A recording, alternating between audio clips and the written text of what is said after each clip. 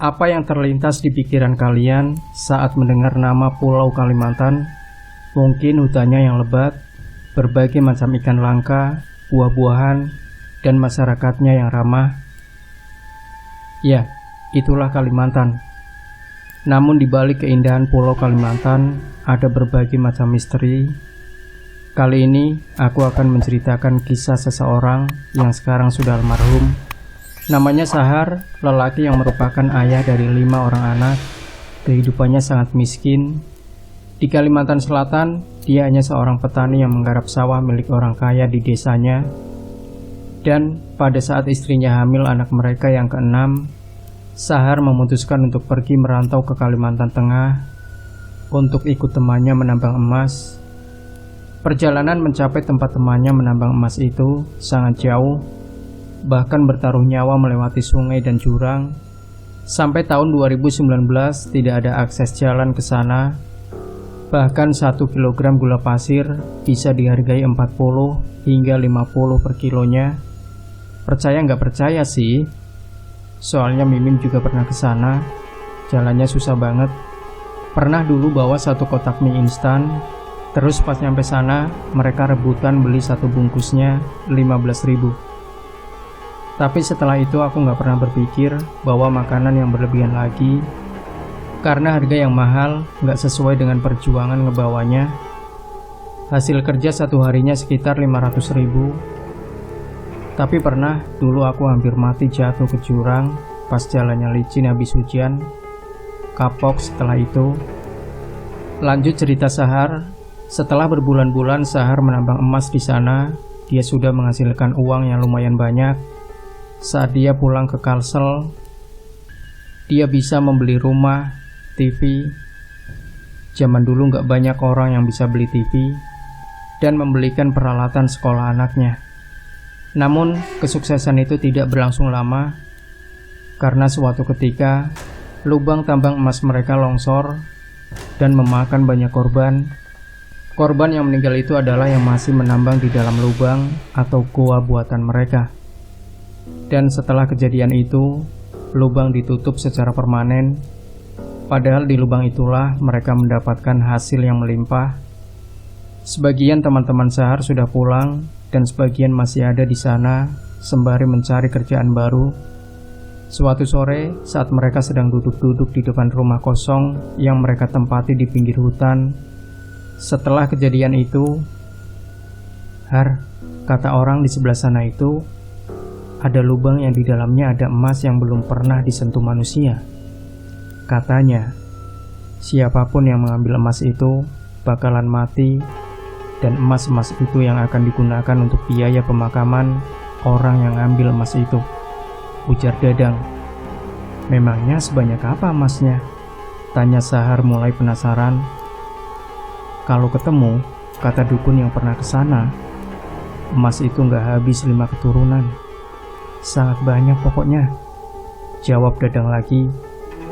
Tapi aku nggak niat ah. Yang enak istri sementara kita mati. Setelah itu, ujar Dadang lagi. Di mana tempatnya? Tanya Sahar. Kenapa? Tanya Dadang heran. Aku ingin ke sana, jawab Sahar. Hahaha. Kesana pun tidak boleh sembarangan, Har. Harus ditemani dukun, biar aman, ujar Dadang. Siapa dukunnya yang bisa diajak ke sana? Tanya Sahar. Kamu yakin mau ke sana? Mau ngapain? Jangan nekat, Har. Nyawa taruhannya, ucap Dadang mengingatkan. Aku ke sana cuma mau lihat-lihat, tidak bermaksud apa-apa, jawab Sahar. Kau tinggal bilang saja siapa dukun yang bisa diajak ke sana, ujar Sahar lagi. Namanya Mang Tomit, rumahnya yang paling ujung sana itu, ujar Dadang. Baiklah, aku ke sana sekarang, ucap Sahar seraya berdiri. Aku ikut, Har, ujar Dadang. Sesampainya di rumah dukun itu, Sahar mengutarakan keinginannya.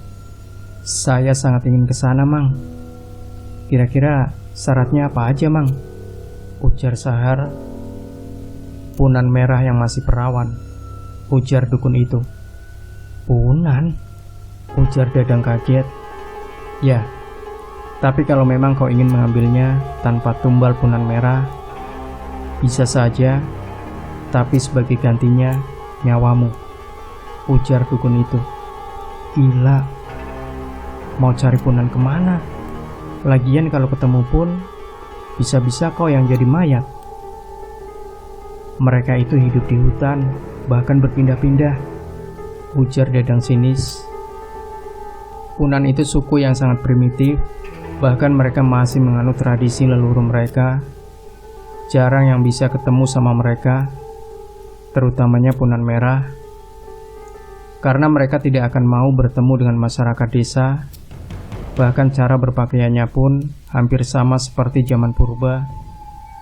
Nenek Mimin sendiri orang Dayak Punan putih, namanya Nini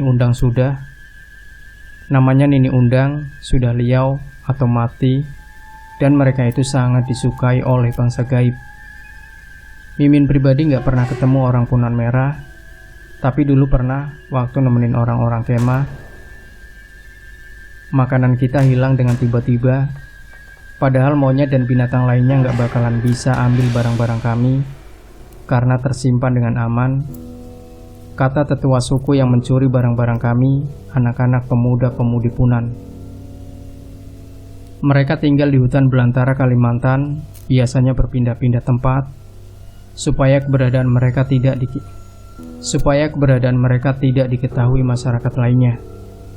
Karena larangan atau aturan leluhur mereka melarang suku Punan merah asli berkomunikasi dengan masyarakat luar. Bahkan tidak jarang keberadaan mereka hanya dianggap mitos. Beda halnya dengan Dayak Bangau, mereka memiliki kulit putih bermata biru. Namun bila terkena sinar matahari, kulit mereka akan memerah dan penglihatan mata mereka pun akan buram saat terkena sinar matahari langsung. Tidak jarang mereka pun sering disebut Dayak Punan karena memiliki kulit merah, padahal bukan. Kalau Punan asli, seluruh kulit tubuh mereka berwarna merah walaupun tidak terkena sinar matahari.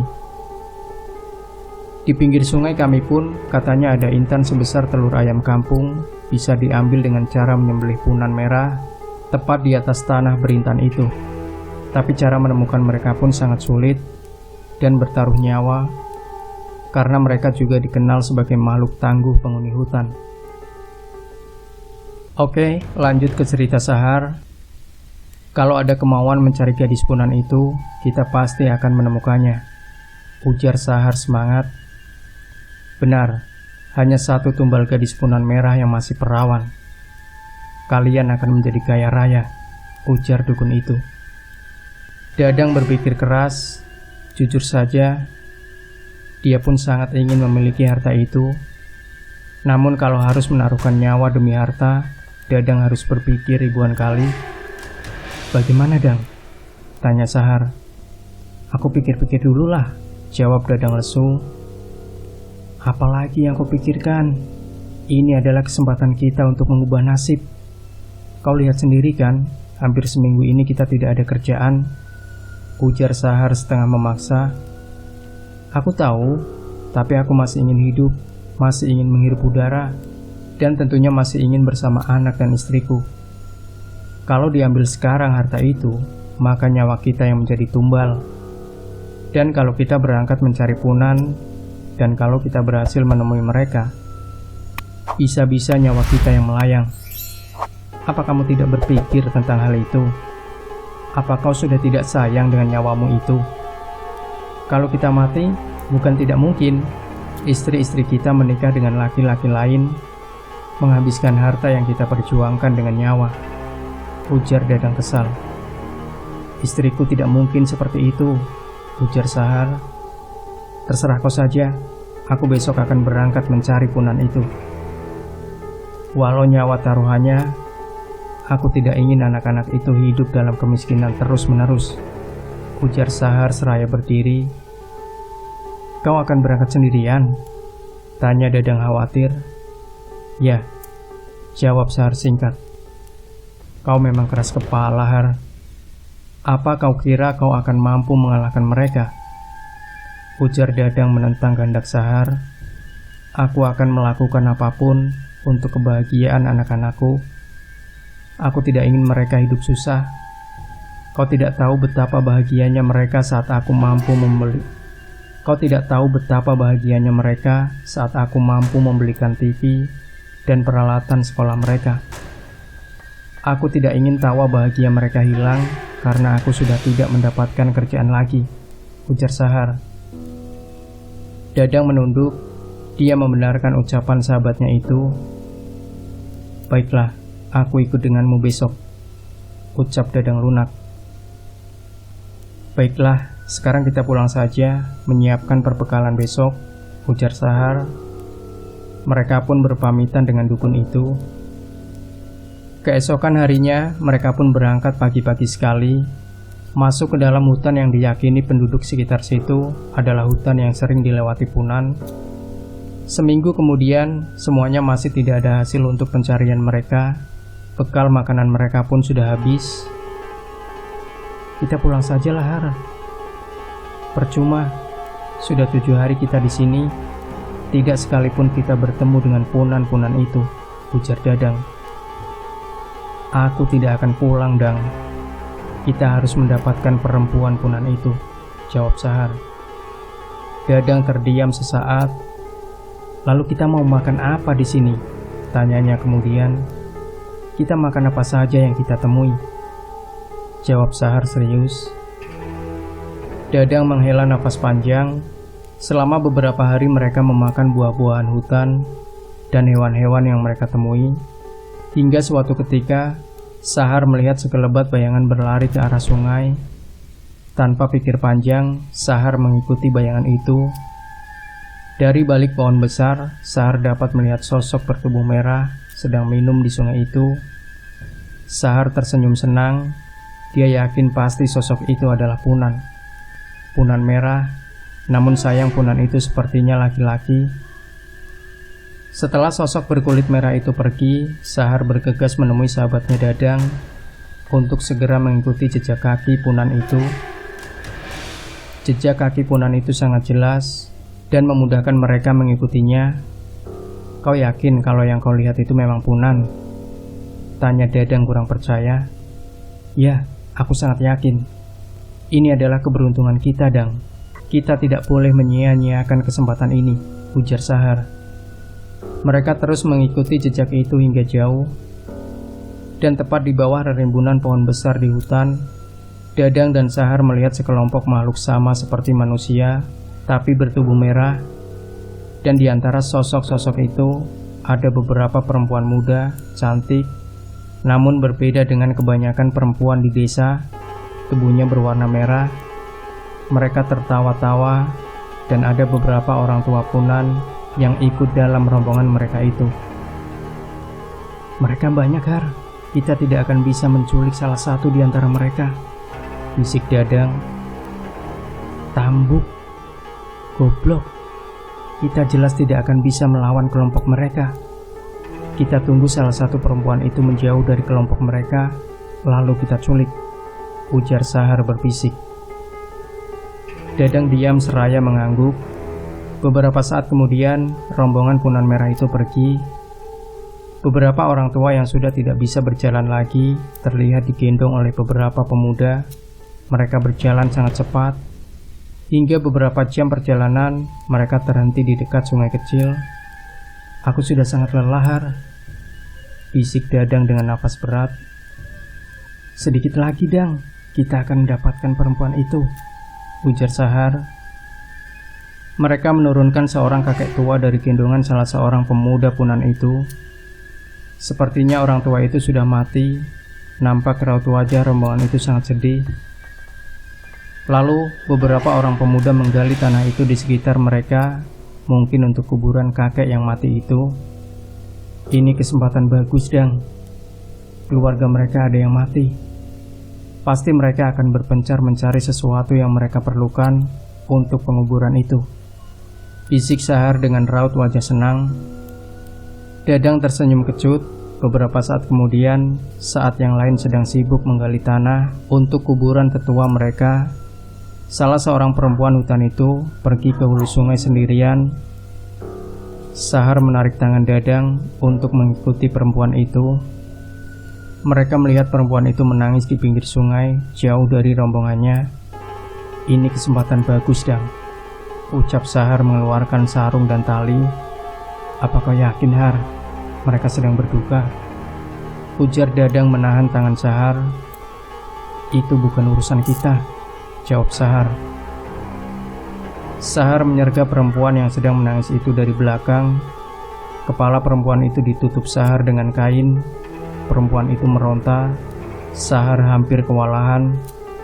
"Ayo Dang, pasung kakinya," ujar Sahar. Dadang memegang kaki perempuan itu. Tangannya gemetar menyentuh perempuan itu. Dadang terjatuh terkena tendangan perempuan itu. "Tambuk, goblok!" umpat Sahar seraya meninju wajah perempuan itu hingga lemas tak bergerak. "Ayo bantu aku mengangkatnya. Kita harus cepat pergi dari sini sebelum rombongan Punan itu mengetahui kita," ujar Sahar kesal melihat temannya itu. Mereka sudah sampai di titik awal mereka melihat Punan itu. Saat perempuan itu bangun, Sahar segera meninjunya hingga pingsan. Begitulah seterusnya. Hingga beberapa hari perjalanan, sampailah mereka di rumah kosong yang mereka tempati. "Dang, cepat kau panggil dukun itu," perintah Sahar pada Dadang. "Sebentar Har, aku haus, capek," jawab Dadang. "Cepatlah, sebelum perempuan hutan ini mati kelaparan. Lebih baik secepatnya kita menumbalkan dia," ujar Sahar kesal. Dadang pun segera bergegas pergi menuju ke rumah dukun itu. Lelahnya sudah tidak dihiraukannya lagi. Sesampainya di rumah dukun itu, Dadang segera menceritakan keberhasilan mereka menemukan manusia suku Punan itu. Dukun itu bergegas mengambil mandaunya dan menutup pintu rumah, lalu berlari ke arah rumah kosong yang ditempati Dadang dan Sahar. "Mana perempuan hutan untuk tumbal itu, Har?" tanya dukun itu. "Dia ada di dalam. Kau akan mendapatkan bagianmu jika kita berhasil malam ini," ujar Sahar. Dukun itu tersenyum. Ya, kalian yang mencari Punan itu, aku hanya membantu kalian," ujar dukun itu. Dukun itu segera mendekati perempuan Punan berkulit merah itu. "Inikah Punan merah itu?" "Kalian hebat," ujar dukun itu kagum. Sahar tersenyum senang. "Ayo kita bawa perempuan ini ke tempat harta karun gaib itu," ujar dukun itu. Sahar bergegas membopong tubuh perempuan itu. Namun di tengah perjalanan, perempuan itu tersadar dari pingsannya. Dengan suara lemah, dia meminta dilepaskan. Namun Sahar tidak mempedulikan itu. Dan sesampainya di tempat yang diceritakan dukun itu, segera menyuruh Sahar meletakkan perempuan itu di atas tanah. Dan dukun itu segera mencabut mandau dari sarungnya, lalu duduk bersila di depan tubuh perempuan itu membaca mantra. Sesaat kemudian, dukun itu mengayunkan mandaunya, dan dengan sekali tebasan, kepala perempuan Punan itu terputus. Darah menyembur membasahi tanah itu. Dadang tidak tega melihat semua itu. Dia menutup wajahnya. "Ayo, gali tanah ini," ujar dukun itu. "Ayo Dang, kita gali tanah ini, mumpung darahnya belum kering," ujar Sahar. "Aku mundur, aku sudah tidak sanggup lagi," jawab Dadang. "Kau tak akan dapat bagian, Dang," ancam Sahar. "Aku pun sudah tidak menginginkan harta itu, Har," jawab Dadang. "Bodoh. Sudah sejauh ini kau berjuang, dan sekarang hanya tinggal mengambil hasilnya. Kau mundur begitu saja," ujar Sahar. Dadang tidak menghiraukan perkataan Sahar. Dia bergegas pergi meninggalkan tempat itu. Dan setelah sampai di rumah kosong yang mereka tempati, Dadang segera merapikan pakaian-pakaiannya untuk pulang kembali ke Kalimantan Selatan. Konon, sepanjang perjalanannya, dia selalu dihantui perempuan berkulit merah yang mereka culik itu. Dan untuk masalah hartanya, Dadang mengatakan bahwa sepulangnya Sahar dari Kalimantan Tengah, dia menjadi orang yang sangat kaya raya. Namun, setiap orang yang melewati rumah mewah Sahar selalu melihat sosok perempuan berkulit merah menenteng kepalanya dengan rambut yang sangat panjang. Dan setelah beberapa tahun kejadian itu, Sahar menjadi kurang waras dan meninggal dunia dengan tragis. Namun walaupun Sahar sudah meninggal, sosok perempuan menenteng kepala itu masih sering terlihat di rumah mewah keluarga Sahar itu.